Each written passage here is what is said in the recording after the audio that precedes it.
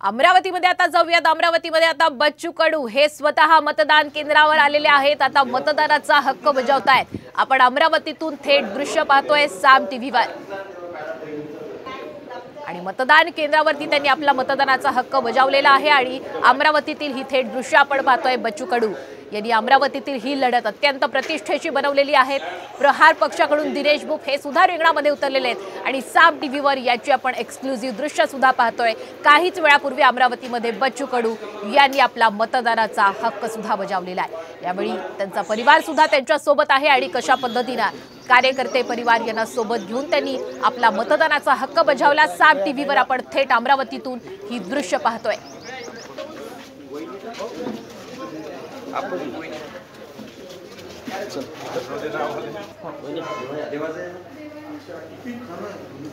अमरावतीची लढत ही अत्यंत महत्त्वाची अटी तटीची आणि तिरंगी लढत असणार आहे। कारण एकीकडे प्रहार पक्षाकडून दिनेश बुफ हे उतरलेले आहेत, तर बळवंत वानखेडे हे काँग्रेस उमेदवार आणि नवनीत राणा या महायुतीचा उमेदवार आहेत।